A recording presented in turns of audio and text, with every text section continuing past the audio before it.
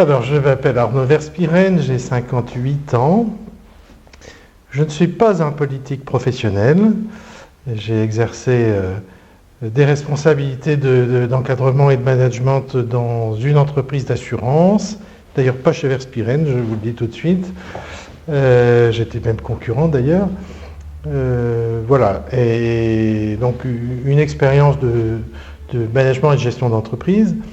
Et puis, en parallèle, j'ai toujours eu un engagement citoyen, comme beaucoup, hein, mais un engagement assez fort, puisque c'est André Diligent que j'avais rencontré quand j'étais tout jeune, qui est un personnage qui m'a beaucoup marqué, hein, qui ne laissait pas indifférent. Et c'est grâce à lui que j'ai accepté de rentrer en politique. Et donc j'ai été élu en 1997, donc dans le mandat de 95, le mandat qui a suivi celui d'André Diligent avec René Van Dierendonck. Comme j'étais jeune entrant en politique, j'étais tout au fond de la liste et c'est bien normal. Donc j'ai pas été élu en 1995. Et puis il y a eu 2 démissions et progressivement je suis remonté un petit peu. Et donc voilà, j'ai été élu la première fois en 1997. J'ai toujours continué à travailler en parallèle. Je ne voulais pas à l'époque dépendre de la politique, je ne voulais pas en vivre et je voulais garder ma liberté et mon indépendance, que j'ai toujours fait. Et puis dans le mandat suivant, ça c'était le mandat de 95, dans le mandat suivant de 2001, 6 ans plus tard, je me suis présenté comme tête de liste contre René Van Dierendonck, parce qu'il avait changé de programme et changé d'alliance entre-temps. Et donc c'est pour ça que j'ai constitué une liste. En 2001, nous avons été, non pas élus dans la majorité, mais dans l'opposition. J'ai été à ce moment-là un peu le leader de l'opposition à René Van Dierendonck, dont j'avais été l'adjoint d'ailleurs quelques mois plus tôt. Je précise quand même que c'est bien lui qui avait changé et pas moi, hein, que les choses soient claires, ce qui ne renie pas non plus. Hein. Et puis j'ai passé donc tout ce mandat dans l'opposition, j'ai été conseiller communautaire de Lille Métropole à ce moment-là. Et puis dans le mandat suivant, René Van Dierendonck s'est rapproché de moi et m'a proposé de faire une alliance avec lui, une alliance politique claire, nette, précise, d'ailleurs écrite. Alliance selon laquelle il faisait un programme entièrement avec moi et où il y avait à peu près un tiers de femmes et d'hommes de gauche, plutôt issus du Parti socialiste, un tiers de femmes et d'hommes centristes, et plutôt issus de ma famille politique, et un tiers de société civile, de gens non cartés. Ça a été d'ailleurs un très beau mandat, hein. On a bien travaillé ensemble pour Roubaix, on était vraiment animés d'une passion commune pour Roubaix, au-delà des étiquettes, hein. Et on a réussi à faire quelque chose qui est finalement très proche de ce qu'est en train de faire Emmanuel Macron. Le nouveau gouvernement en est la preuve. Et puis ensuite, René Van Dierendonck a été élu sénateur, il a démissionné, Pierre Dubois a pris la relève, donc j'ai été deuxième adjoint auprès de Pierre Dubois, et dans ce mandat-ci, j'ai continué avec Pierre Dubois. Je suis par tradition plutôt quelqu'un de fidèle. Donc quand je suis quelqu'un, je vais jusqu'au bout. J'ai été fidèle à André Diligent jusqu'à son dernier souffle. J'ai été fidèle à François Bayrou jusqu'à aujourd'hui. J'ai été fidèle à René Van Dierendonck et à Pierre Dubois. Voilà. Et aujourd'hui, je suis conseiller municipal d'opposition. Opposition, si on veut, parce que j'ai toujours dit que surtout la vie municipale, c'était pas une guerre civile, on n'était pas en opposition permanente, et qu'il fallait un petit peu dépasser tout ça et arrêter ce genre de posture complètement artificielle. C'est pour ça que je vous dirais combien j'apprécie Emmanuel Macron, parce qu'il fait exactement ça. Il fait exactement ça. J'en reste là parce que sinon vous ne pourrez pas poser une seule question. Donc moi quand je parle, il faut m'arrêter. Très bien. Pourquoi vous vous présentez à ces élections législatives ? Ah ben voilà. Donc c'est vrai que ce président de la République, sorti j'allais dire, de nulle part il y a un an, il a réussi un exploit absolument extraordinaire. Au passage, tous les oracles politiques, tous les sondeurs, tous ceux qui savent, tous les sachants, les politologues, etc., C'était sûr, certain, il ne pourrait jamais être élu. C'était impossible, forcément. Il n'avait ni parti, ni financement, il n'était pas connu, etc. Donc, par définition, il ne réussirait jamais. Un an après, il était président de la République. Je ferme la parenthèse sur tous les sachants en politique qui vous disent toujours ce qui va se passer et qui se trompent systématiquement, toujours, surtout. Ça ne les empêche pas de recommencer le coup d'après, d'ailleurs. Bon. On pourra en citer beaucoup d'autres exemples qu'on vient de vivre. Bon. Voilà. Et donc, ce nouveau président de la République, il a un maître mot, une pensée qui dit exactement ce que je viens de dire. Qui dit, on arrête les clivages politiques artificiels, on arrête les postures. Quand on est de droite, on vote contre la gauche, puisque ça vient de la gauche. On ne sait pas quoi au juste, mais ce qu'on sait, c'est qu'on n'est pas d'accord. Quand on est de gauche, bien sûr, on ne vote jamais un projet de droite. On ne sait pas trop ce qu'il y a dedans, mais on ne peut pas le voter puisque c'est un projet de droite, et que nous, on est à gauche. Et ça, je considère, et le président de la République considère, que ça a bloqué la France pendant des décennies. On a à peu près tout essayé, alternativement, un coup à droite, un coup à gauche, un coup à droite, un coup à gauche. Bon. Est-ce qu'on a réglé les problèmes du chômage? Non. Ils viennent d'augmenter encore de 600 000 pendant le mandat précédent. Est-ce qu'on a réglé les grands problèmes de la France? Bien sûr que non. Est-ce qu'on a fait les grandes réformes qu'il fallait faire? On sait très bien celles qu'il faut faire. Non. Et ben voilà, ce président de la République considère qu'il faut prendre les bonnes idées de droite et les bonnes idées de gauche, qu'il faut prendre les gens bien de droite et les gens bien de gauche, qu'en plus ça ne veut plus dire grand-chose, parce que quelquefois on ne sait même plus très bien si c'est de droite ou de gauche. On arrête avec ces bêtises, et puis on se met au boulot, et on essaie de débloquer les freins à main qui sont tirés partout en France. Sauf si on a envie, comme beaucoup malheureusement, de laisser faire, de laisser aller, tout s'aggrave autour de nous, on ne règle rien du tout, mais au moins chacun est dans son camp, chacun va à son élection avec son drapeau, et puis comme ça, chacun va plaider pour son parti et pour sa boutique. Bon. Voilà, et bien ce nouveau président de la République est en train de changer tout ça. Et ça, c'est exactement ce que je souhaitais depuis très longtemps. Et donc, bah oui, ça me fait plaisir d'avoir une République en marche. C'est la raison pour laquelle je souhaite, en effet, m'investir à ses côtés pour lui donner une vraie majorité. Bien entendu, s'il n'a pas de majorité, il ne fera rien. Soyons clairs, faisons pas semblant. Bien sûr, les chapelles politiques vont vous expliquer autre chose, mais la vérité, on la connaît. Si on entre dans une nouvelle cohabitation, pendant 5 ans, il ne se passera plus rien. Et ce que fera la gauche, la droite le défera, et ce que fera la droite, la gauche le défera. Donc voilà, moi je pense qu'il se passe quelque chose d'assez extraordinaire, qu'on n'a jamais vécu depuis sans doute des temps très anciens que je n'ai pas connus. Voilà, on sent qu'il se passe quelque chose, il a envie de tout bousculer. Eh bien, tentons l'aventure et allons-y. En tout cas, moi j'y suis tout à fait prêt. Et donc, quelles sont les grandes idées que vous souhaitez défendre dans votre programme pour ces élections législatives? Parlons de choses concrètes. Alors, il y a un certain nombre de points qu'il faut prendre en compte. D'abord, la question du chômage. Elle mine tout. Elle mine tout le reste. Elle mine le lien social, elle mine le pouvoir d'achat, elle mine les valeurs. Bon. Et donc, c'est quelque chose qui va forcément être au centre de toute la politique que va mener Emmanuel Macron. J'en profite pour dire que c'est le seul.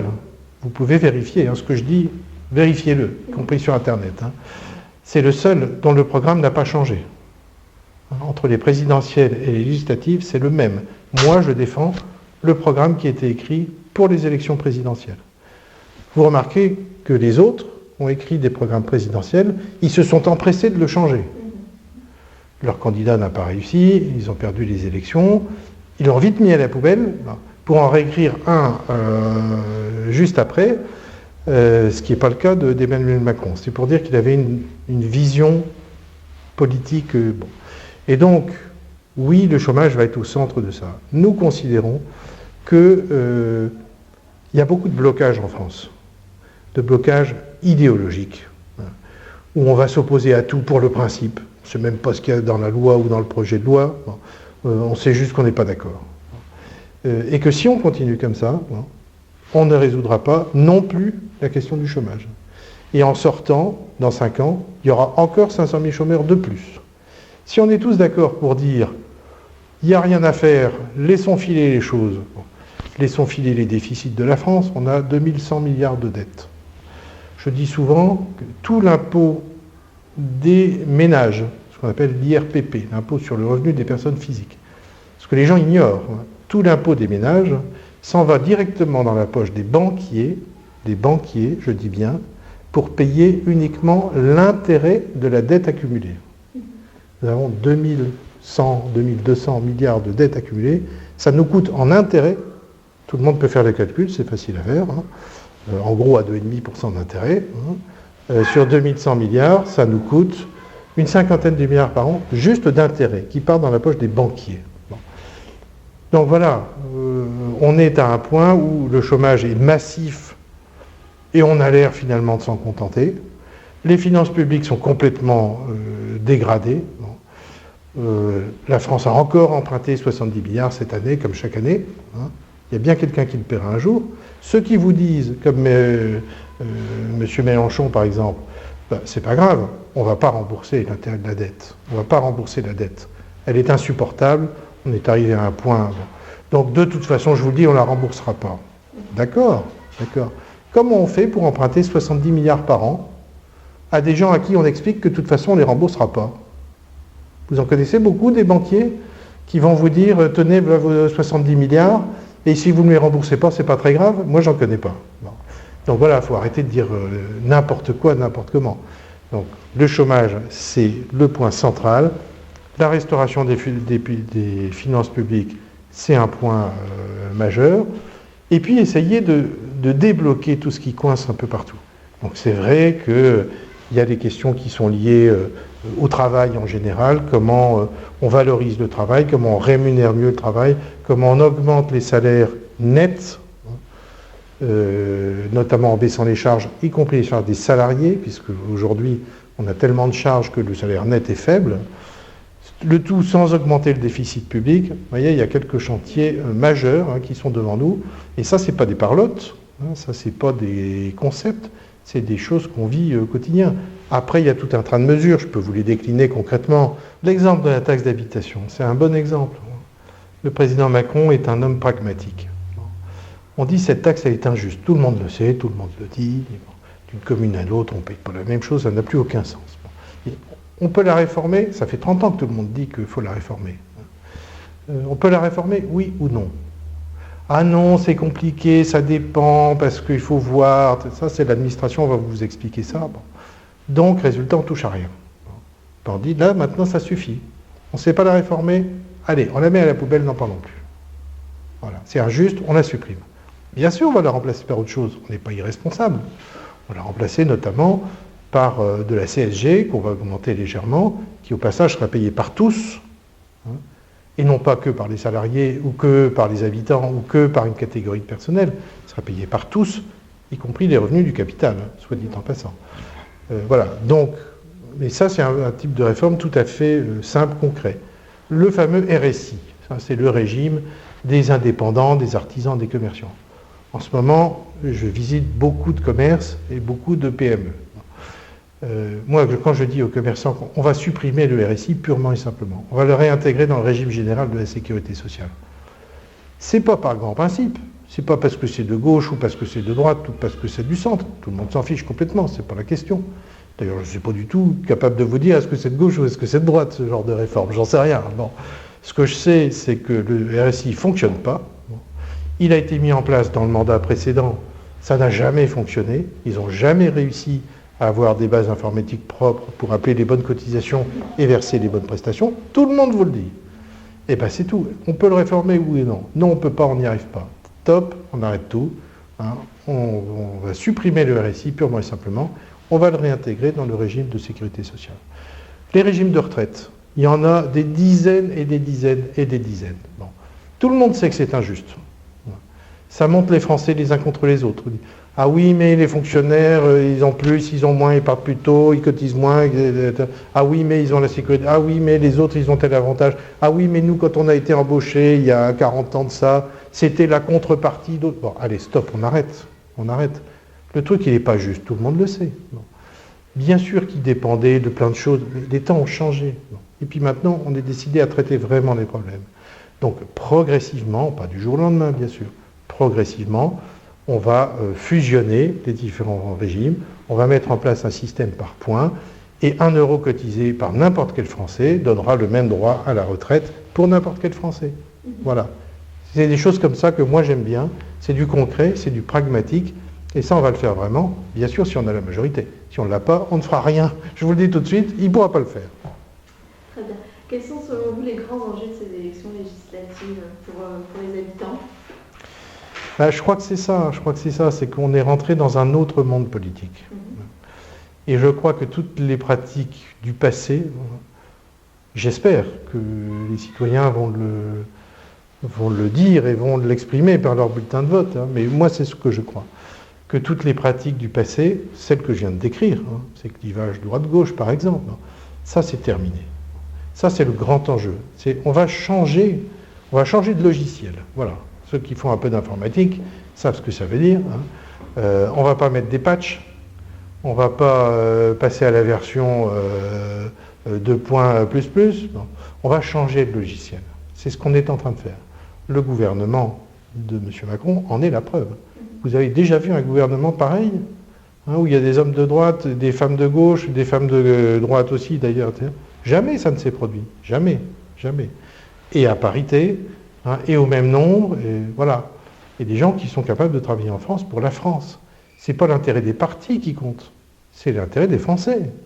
Et c'est pas la même chose, je suis désolé, c'est pas la même chose. Et donc voilà, ça c'est l'enjeu majeur de ces élections-là. Si on ne lui donne pas la majorité au président de la République, eh bien ça ne se fera pas, tout simplement. Et puis après, on continuera, hein, on aura un gouvernement, soit de gauche, soit de droite, et puis on continuera comme avant, puis on se disputera. Et puis ce que fera l'un, eh ben 2 ans après l'autre le défera, etc. Puis en attendant le chômage augmentera, et puis tout le monde pleurnichera.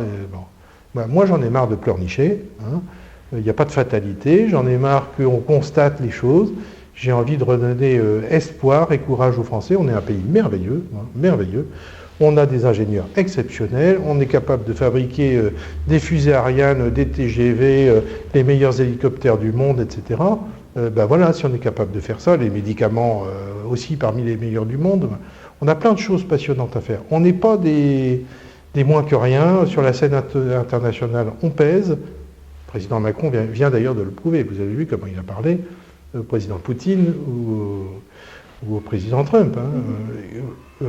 On est aussi européens, bien sûr, on croit qu'il faut remettre l'Europe sur les rails, on croit à plus d'Europe et mieux d'Europe. Hein. Et de la même façon qu'on arrête de pleurnicher, parce que c'est les Allemands qui font tout, parce qu'on est à la remorque des Allemands, parce qu'ils sont tellement mieux que nous, plus ceci, plus cela. C'est faux, c'est archi faux. La France doit tenir son rang, qui est le premier, en Europe, sur le plan économique bien sûr, mais sur le plan diplomatique, sur le plan culturel. On a des valeurs en France qui nous sont enviées par le monde entier. Enfin voilà, quoi, tout ça donne un espoir, donne une envie. Hein, voilà, moi je suis désolé, mais j'en ai marre d'entendre tout le temps à la fois critiquer la France par les Français et se lamenter et pleurnicher en permanence sur tout. Eh ben non, on se met au boulot, on fait. Et Macron, je crois, en a la capacité. Ça, c'est le vrai changement. Hein. Il se passe quelque chose qui ne s'est jamais passé jusqu'à présent. Inutile de vous dire que c'est complètement enthousiasmant pour moi, hein, parce que si je participe à cette aventure, c'est l'affaire d'une vie, ça. Hein, l'affaire d'une vie. Sans compter la loi sur la moralisation de la vie politique, où là aussi, Bayrou l'a dit, ben voilà, il est chargé de le faire, ben on va le faire. Quoi. Bon. Voilà, je pense qu'il y a un souffle nouveau, il y a un vent nouveau là qui est en train de souffler dans ce pays. Moi je le vois hein, sur les marchés, dans les porte-à-porte, tout ça. Il se passe quelque chose, quoi, il se passe quelque chose. Donc soit on ferme la boîte, puis il y a des gens, oh là là c'est dangereux, et d'ailleurs il va se planter, il ne va pas réussir. Les mêmes qui vous expliquaient qu'il ne serait jamais président de la République, hein, bien sûr. Bon. C'est les mêmes qui vous expliquaient que c'était sûr et certain, on aurait un duel Sarkozy-Hollande. Souvenez-vous, c'est pas si vieux que ça. Ça a l'air très vieux quand je le dis maintenant, hein, mais c'est pas si vieux que ça, hein, et c'était sûr et certain. Bon. Les mêmes qui vous expliquaient que Juppé serait évidemment le prochain président de la République, c'était sûr et certain, il n'y avait pas photo. C'est les mêmes qui vous expliquaient aussi que Fillon allait gagner, etc., etc., etc. Bon. Donc tous les grincheux de tout poil qui vont vous expliquer que ça ne marchera jamais avec Macron et que surtout il ne faut pas... Eh ben, les Français lui disent, bon maintenant il y est, voilà, il faut y aller, quoi. Donc on va lui donner sa majorité, parce qu'il faut lui donner sa chance. Et c'est pas lui qu'il faut la donner, c'est pas moi. Moi je m'en fiche, hein, je vous le dis franchement. Hein. Lui il peut vivre sans être président et moi je pourrais vivre sans être député. C'est pas ça la question. La question c'est la France, quoi, c'est les Français. Et justement, avec la campagne de terrain que vous avez pu mener, est-ce qu'il vous semble que la tâche est rude pour obtenir la majorité pour République en marche? Alors votre question, elle est difficile pour moi. Soit je vous dis non, pas du tout, ça se passe très bien, on va gagner, c'est sûr et certain. Quand je vois l'enthousiasme des gens sur les marchés, je peux vous dire qu'il se passe quelque chose. J'ai jamais connu une campagne comme ça, jamais. Bon. Donc il y a un vent qui souffle très fort.